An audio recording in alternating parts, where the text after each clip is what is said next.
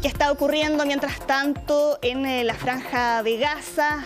Siguen los bombardeos, hay al menos 8 palestinos muertos durante esta jornada, 6 niños entre las víctimas en el centro de Gaza después de un ataque con misiles israelíes que, según el ejército de ese país, no alcanzó su objetivo.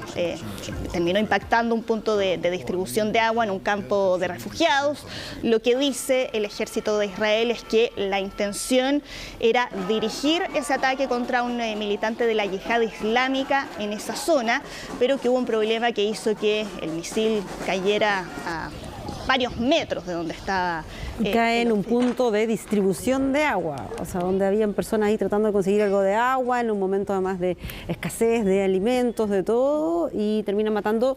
Y lo más lamentable que esto es algo que no con estas características, pero donde informamos de personas fallecidas, claro, sí, todos los días prácticamente. Sí, y especialmente en el último tiempo en centros de distribución de ayuda.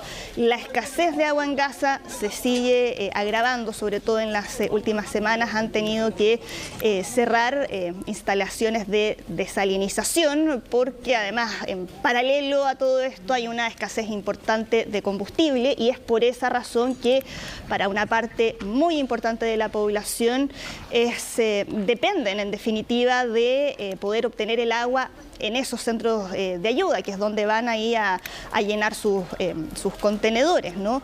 La cifra de víctimas sigue en aumento, 58.000 personas que han perdido la vida desde el inicio de la guerra entre Israel y Hamás. Concentrémonos ahora en España, porque van 3 noches consecutivas de enfrentamientos violentos entre locales, entre habitantes de una localidad que se llama Torre Pacheco, en la región de Murcia, con migrantes. ¿Y por qué? Porque se desató la indignación después de que se conociera una agresión a un hombre de 68 años, que era un jubilado de ese pueblo, que recibió una golpiza, y él mismo en su denuncia dijo que creía que el grupo de jóvenes que lo había asaltado era de origen magrebí, o sea, del norte de África, claro, de la zona del Magreb, marroquíes, y eso ha dado pie para que se difundan algunas informaciones falsas en redes sociales con mensajes de odio, y que han hecho un llamado a defender a esa localidad. Hicieron ahí un llamado para conformar lo que llamaron patrullas vecinales contra la delincuencia, y eso se ha ido escapando de las manos por la difusión de desinformación en redes sociales de parte de algunos grupos radicales que han reclutado a personas para que participen de esos enfrentamientos que ya han dejado personas detenidas, por lo menos 9 detenidos después de estas 3 últimas noches. Hay 2 de ellos que estarían relacionados con la agresión que sufrió ese vecino, que fue lo que dio pie para estas manifestaciones, y otras 7 personas que tuvieron participación en los altercados que se han venido repitiendo en estas últimas 3 noches.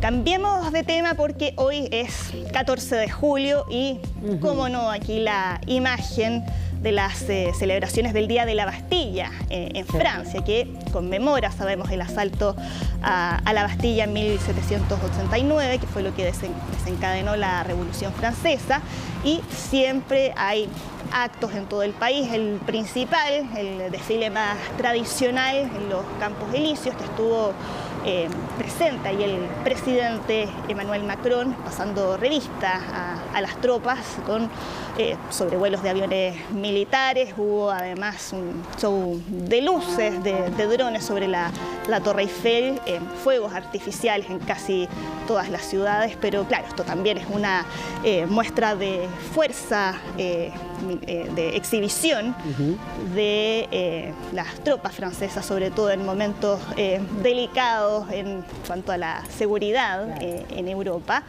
Y hay otra imagen particular que dejaron estos desfiles, porque hubo, caballos, obviamente, que estuvieron ahí participando del desfile en los Campos Elíseos. Y mira lo que pasó con uno de ellos, un jinete de la Guardia Republicana se cayó con su caballo ahí justo frente a la tribuna presidencial. Uy, justo ahí. Justo. Se pudieron poner de pie rápido, por lo menos. El público aplaudió y hubo otro caballo que después salió ahí del desfile que llegó también a la tribuna presidencial, pero fue algo que se pudo una poner anécdota, bajo control claro, rápidamente.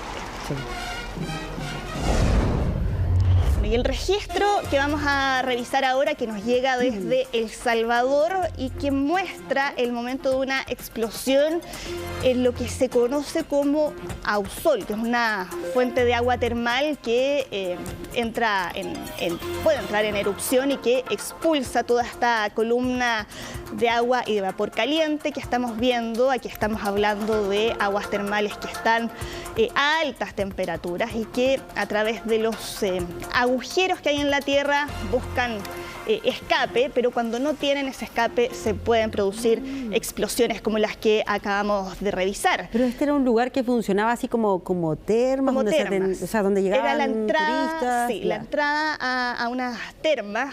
Había personas ahí presentes y que describieron este momento como caótico, tuvieron que correr para poder ponerse a salvo, porque imagínate, te alcanza esa agua que está a altas temperaturas, pero a pesar de la magnitud de la explosión, no hubo reportes de personas lesionadas, sí algunos daños materiales, y hubo que activar además todos los protocolos de seguridad que incluyen restringir el acceso a la zona como una medida preventiva, mientras se hacen labores de limpieza y de evaluación de los riesgos. Esto se pensó en un momento que podía tener alguna relación con la actividad sísmica que ha habido recientemente en Guatemala, eso se descartó. Sí, aclararon aquí los especialistas es que estos eventos son más bien esporádicos, que no es frecuente, que con una frecuencia de entre 30 y 35 años se pueden dar fenómenos como y ocurre en distintas partes del mundo. Estoy leyendo acá, Estados Unidos, en Nueva Zelanda, ocurre también con mucha frecuencia. Cambios de presión resultantes de la transición de agua líquida a vapor. Sí, una de las explicaciones. En El Salvador, el último episodio que se había registrado había sido en 1990 y a diferencia de lo que pasó ahora, esa vez sí hubo muertos, hubo más de 30 personas que fueron alcanzadas por la explosión. Sigamos ahora en Estados Unidos